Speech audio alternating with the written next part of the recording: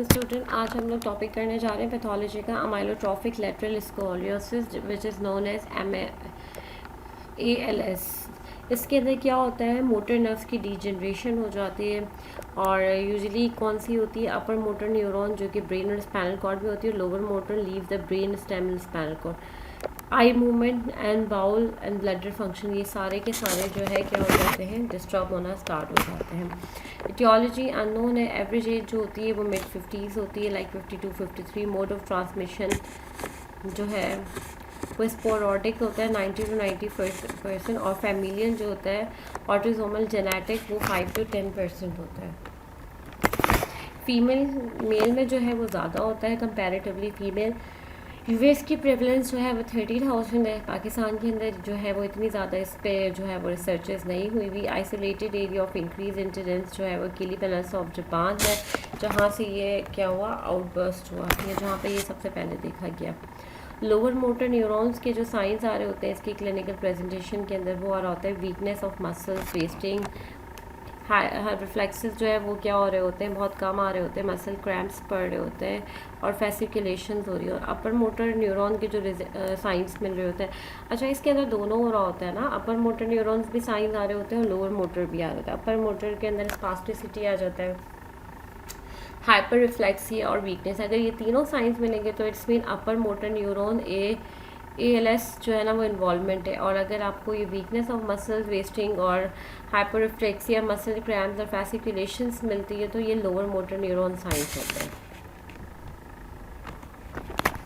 इसके अंदर क्या होता है कि एक साइड पे वीकनेस बहुत कॉमन होती है, बायलैटरल नहीं होता है, एसिमेट्रिकल पैटर्न होता है।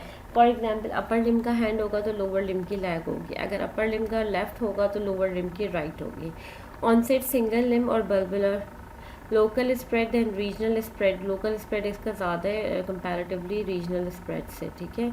बल्बार, सर्वाइकल, थोरैसिक, लंबोसेक्रल, ये एरियाज हैं जहाँ से स्प्रेडिंग इसकी स्टार्ट होती है। फैसिकुलेशंस इसमें मिल रही होती हैं।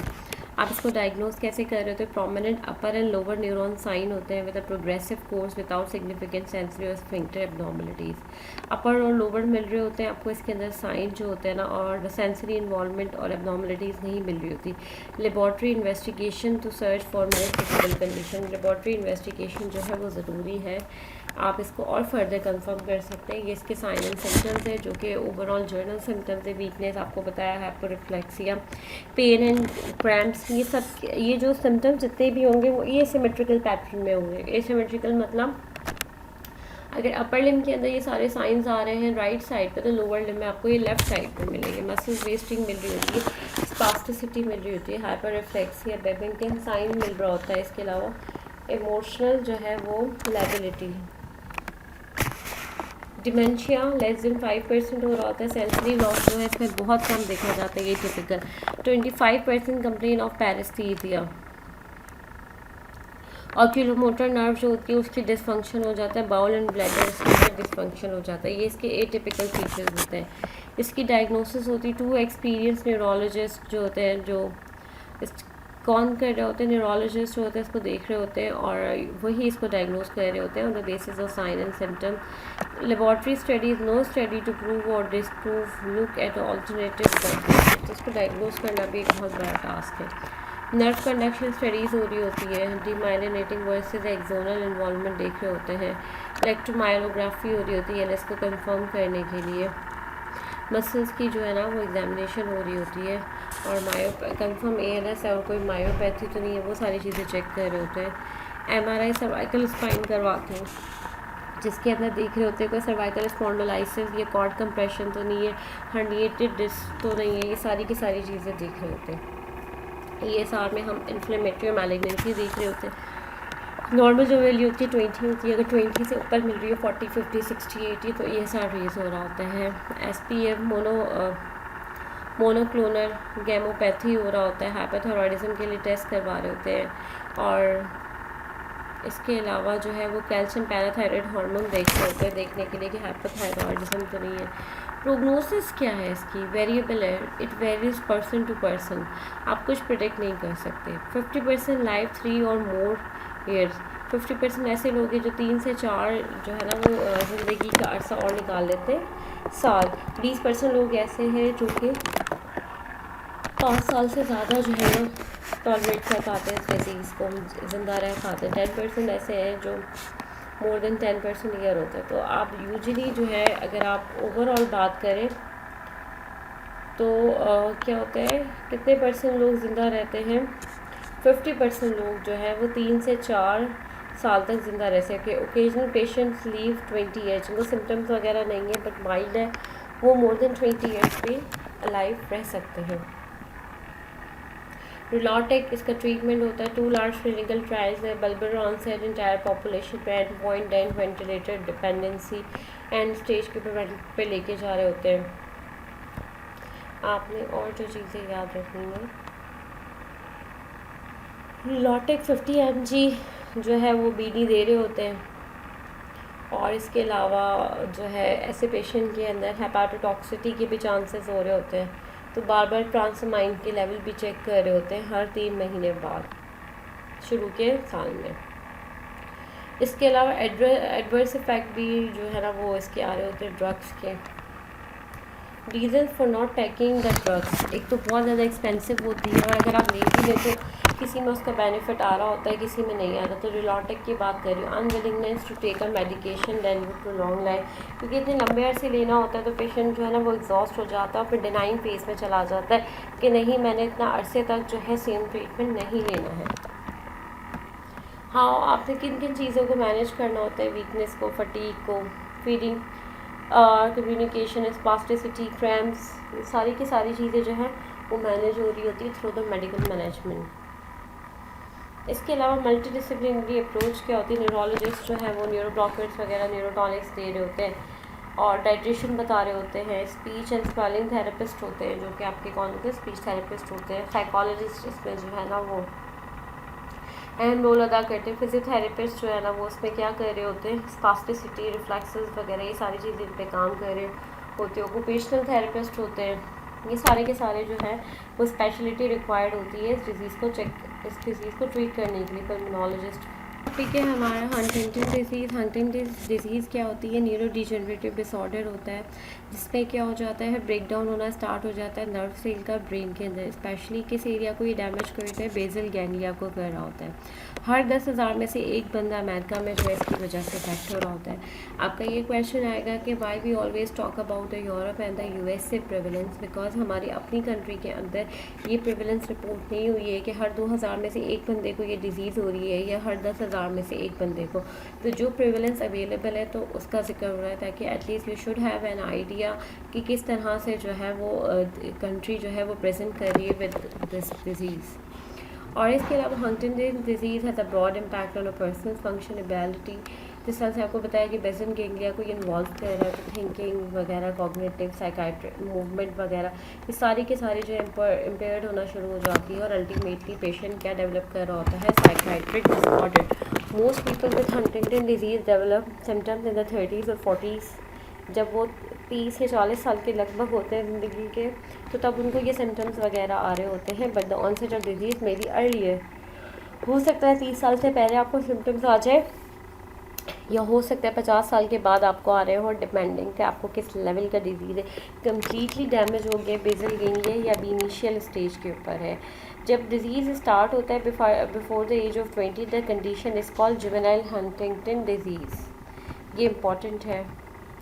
नेक्स्ट, क्या इसका कॉज हो सकता है, इसकी डिजीज़ यूजुअली कॉज क्या करवाती है, ये मूवमेंट डिसऑर्डर, कॉग्निटिव और साइकाट्रिक डिसऑर्डर करवाती है सबसे ज़्यादा ये डिजीज़।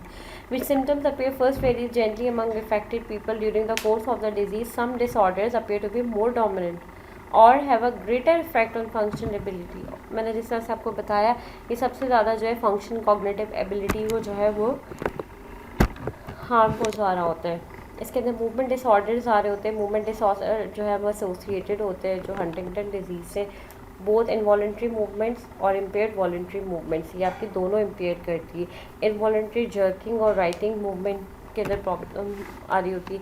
मसल्स प्रॉब्लम आ रही होती है, मींस मसल्स के अंदर रिजिडिटी हो जाती है, कॉन्ट्रैक्चर्स बनना शुरू कर जाता है। आई मूवमेंट के अंदर प्रॉब्लम आ जाती है, गेट पैटर्न, पोस्चर और बैलेंस चेंज हो जाता है, और स्पीच और सॉलिंग के अंदर प्रॉब्लम शुरू होती है। तो ऐसे लोग जो है वो बोलने में उन्हें बहुत ज़्यादा तकलीफ़ हो रही होती है। ये कॉग्निटिव इम्पेयरमेंट्स भी हो रही होती है, डिसऑर्डर करवा रहा होता है, जिसकी वजह से क्या होता है, डिफ़िकल्टी हो जाती है कि आप किसी एक टास्क पे फोकस नहीं कर सकते, और आपकी जो टेंडेंसी होती है सोचने की, बिहेव करने की, उसके अंदर इफेक्ट आना शुरू हो जाता है। और ऐसे पेशेंट को खुद नहीं पता लग रहा होता कि उसका बिहेवियर किस तरह का है, उसके अंदर क्या एबिलिटीज़ है, क्या क्या इम्पेयर्ड हो रही है। स्लोनेस इन प्रोसेसिंग थॉट्स और फाइंडिंग वर्ड्स वो बहुत प्रॉब्लमेटिक हो जाता है उनके लिए, बोलते वक्त के वर्ड्स का सोचना कि मैंने कौन सा वर्ड बोलना है, और न्यू थिंग्स को याद करना भी इनके लिए बहुत प्रॉब्लमेटिक हो जाता है। साइकाइट्रिक ऑर्डर हो जाता है, जिसकी वजह से क्या हो रहा होता है, नींद नहीं आ रही होती, थकावट हो रहा होता है, लॉस ऑफ एनर्जी फील हो रही होती है, इरिटेबिलिटी और सैडनेस फील हो रही होती है, frequent thought of death, dying और सुसाइड, ये सारी की सारी चीज़ें फील हो रही होती है। हंटिंगटन डिजीज़ जो है वो ऑटोसोमल डोमिनेंट डिसऑर्डर है, which mean that the person needs only one copy of the defective genes to develop the disorder. ये ऑटोसोमल डोमिनेंट डिसऑर्डर एक ही जीन जो है वो ट्रांसफ़र कर सकते हैं आप अपने ऑफस्प्रिंग के अंदर।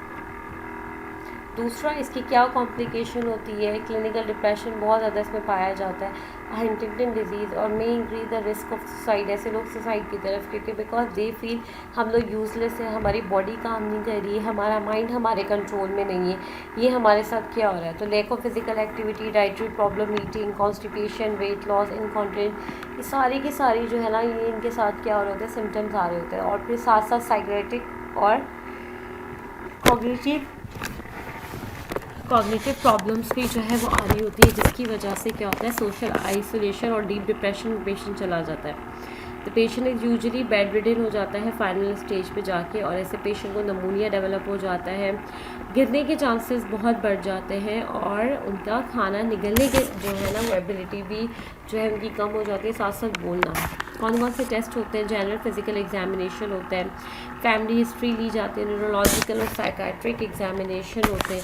इसके अलावा न्यूरोलॉजिकल एग्जामिनेशन में आप रिफ्लेक्सेस देख रहे होते हैं, स्ट्रेंथ देख रहे होते हैं, टोन, कोऑर्डिनेशन, बैलेंस, ये सारी चीज़ें देख रहे होते हैं। और सेंसरी में आप sense of touch, vision, hearing, movement, ये सारी चीज़ें, और साइकाट्रिक में आप मेंटल स्टेटस और मूड्स देख रहे होते हैं। न्यूरोफिजियोलॉजिकल टेस्टिंग आप करवा रहे होते हैं मेमोरी चेक करने के लिए, reasoning, mental ability, language function और स्पेशल रीजनिंग। साइकाट्रिक इवैल्यूएशंस हो रही होती हैं। ब्रेन इमेजिनिंग एंड फंक्शन में आप MRI वगैरह करवा रहे होते हो। Brain effect Huntington disease, also these changes may not be apparent early in the course of disease. हर पेशेंट के अंदर डिफरेंट जो है वो डिजीज़ आ रही होती है, उसमें आप बेजल गैंग्लिया को देख रहे होते हैं। प्री सिम्टोमेटिक, सिम्टोमेटिक और एसिम्टोमेटिक और सिम्टोमेटिक, ये स्टेजेस हैं, और ये आप देख रहे होते हो सीटी स्प्रे में। Mark atrophy of the quadrate nuclei bilaterally, आपने ये फीचर्स याद रखना है। इसमें क्या हो रहा होता है, क्वाड्रेट न्यूक्लियाई जो होता है ना बायलैटरली, क्वाड्रेट न्यूक्लियाई होता है बायलैटरली, इसके अंदर क्या हो जाता है, एट्रोफी स्टार्ट हो जाती है। ट्रीटमेंट क्या होता है इसका, आप सिम्टम्स को कम करें, प्रिवेंट करें कॉम्प्लिकेशन को। थेरेपी बहुत इंपॉर्टेंट होती है। ये मेडिकेशंस हैं, साइकोट्रिक ड्रग दे रहे हैं आप, एंटी डिप्रेसिव ड्रग दे रहे हैं, मूवमेंट के लिए आप ड्रग्स दे रहे हैं। Psychotherapy, speech therapy, occupational therapy का बहुत अच्छा रोल है। ये आपके सामने पेशेंट है, can you see the patient, किस तरीके से इनकी कंडीशन है, और ये आप देख रहे हैं facial expression, look at his body. Other cares में ये होता है, ईटिंग और न्यूट्रिशन के हवाले से आप इनको सही देंगे ताकि मेंटेन रहे बॉडी, स्वेलिंग वगैरह के हवाले से, ये सारी की सारी चीज़ें जो आपने देखनी होती है। और खाना खिलाते हुए ये चीज़ का आपने ख्याल रखना है, क्योंकि इनकी जो मोटर स्किल्स है वो भी इतनी अच्छी नहीं है, तो क्या होता है कि ये समटाइम्स चॉकिंग होने की जो है ना इनको चांसेस बढ़ जाते हैं हंटिंगटन डिजीज़ के अंदर। तो आप साथ साथ खिलाते हुए पानी भी इस पेशेंट्स को देते जाएँ ताकि चॉकिंग से प्रिवेंट किया जा सके। Thank you class. अब हम इसकी कुछ वीडियोस देखते हैं। Amyotrophic lateral sclerosis, or ALS, including SOD1 ALS, is a fatal adult-onset neurodegenerative disorder that exhibits a wide range of clinical and genetic heterogeneity. It is characterized by motor neuron loss in the brain and spinal cord, which is associated invariably with progressive decrease of muscle strength throughout the body, leading to paralysis and respiratory complications. More than 20 genes either cause or contribute to development of ALS. Mutations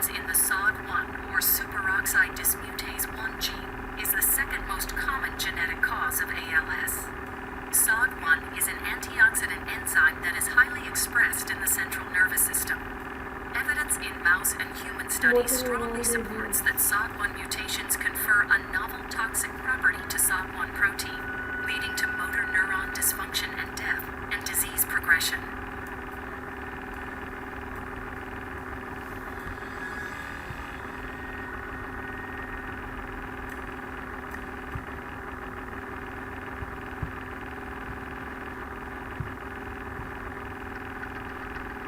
Amyotrophic lateral sclerosis, shortened to ALS, is a neurodegenerative disease which usually begins in adulthood and advances rapidly.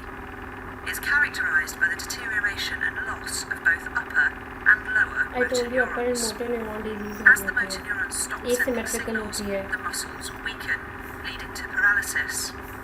When the muscles in the diaphragm are paralyzed, this can be fatal. There is no known cure for ALS.